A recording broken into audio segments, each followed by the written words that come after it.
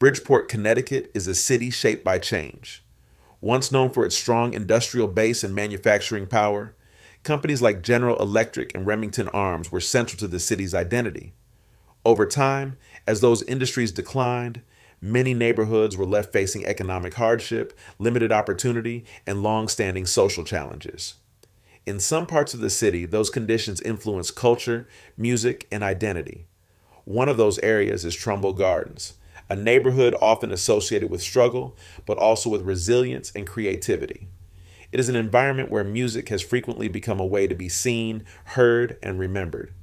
It's from this setting that Joshua Gilbert emerged. Recording under the rap name Lore Heavy, he would later become a recognizable figure within Connecticut's drill scene. Before the attention, before the momentum, and before the legal system would ultimately shape the outcome. There was an artist attempting to turn his surroundings into something different through music. This is the story of Lore Heavy. Within Trumbull Gardens, music had already shown that it could open doors beyond the neighborhood.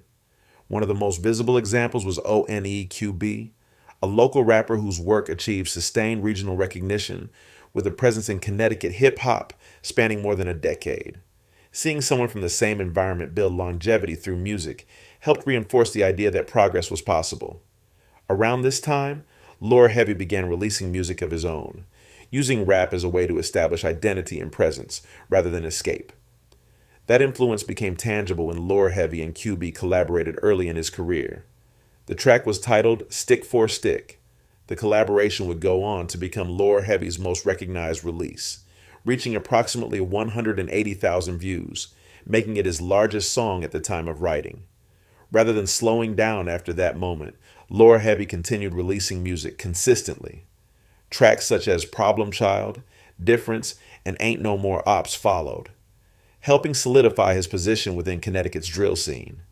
Combined, those releases accumulated over 300,000 additional views, reflecting steady engagement rather than a single viral moment. Through repetition, focused visuals, and a consistent sound, Lore Heavy built momentum locally. While much of his personal background remains undocumented publicly, his musical output reflected a clear intent to be recognized within Connecticut's underground rap landscape. As Lore Heavy's catalog continued to grow, his presence within Connecticut's drill scene became increasingly visible. His releases circulated locally through music platforms and visuals, and his name appeared more frequently in conversations around Bridgeport and surrounding areas. Following the momentum of Stick for Stick, Lore Heavy and QB connected again on a follow-up track. The song was titled For Real. The release reinforced the working relationship between the two artists and kept Lore Heavy's name active within local drill discussions. Alongside collaborations, Lore Heavy continued to expand his solo catalog, releasing songs such as Kill 'Em Dead, Don't Even Trip, and Let Me Live. Rather than relying on one standout moment, his approach centered on consistency, releasing frequently, reinforcing a recognizable sound and image. Over time, that consistency translated into perception. Within local circles, some fans began referring to Lore Heavy as a general of Connecticut drill.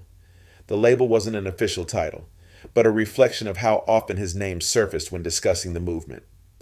While his reach remained largely regional, the momentum was real.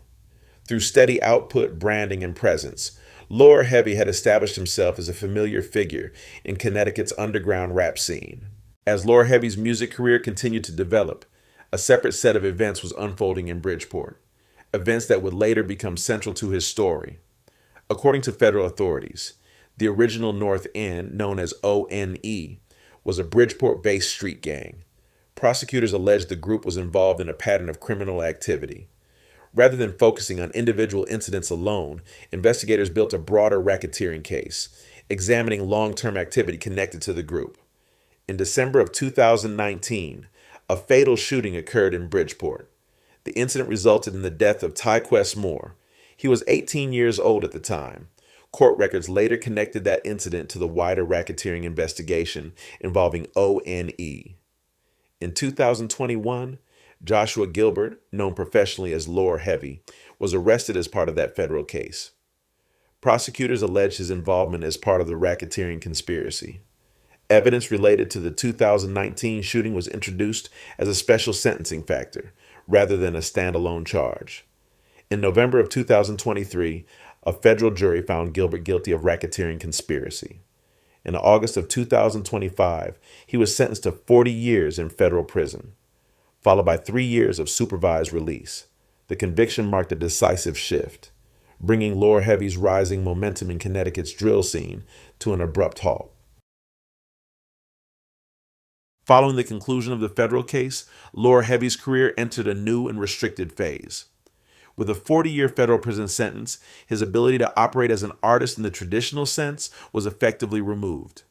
Despite those limitations, Lower Heavy has continued releasing music and freestyles from jail, relying on outside support and limited means to distribute material. These releases reflect an artist adapting to confinement, recording under constraint, while attempting to maintain a presence.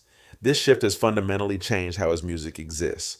Rather than contributing to an active rise within Connecticut's drill scene, his newer output stands as an extension of a catalog shaped by restriction, by consequence, and by distance from the outside world. Lower Heavy's story reflects a broader reality within underground hip-hop, particularly in smaller regional scenes like Connecticut. Talent, consistency, and local recognition can build momentum, but they do not exist separately from environment, from decisions, or from consequence. For many artists, music becomes a way to be seen in places where opportunity feels limited. But as this story shows, momentum can be fragile. A career built over years can be overtaken quickly by events far removed from the studio. Rather than being a story solely about success or failure, Lower Heavy's journey serves as a reminder of how closely music, environment, and outcome are connected. In Connecticut drill, his name remains part of the conversation, not only for what was created, but for what was ultimately cut short.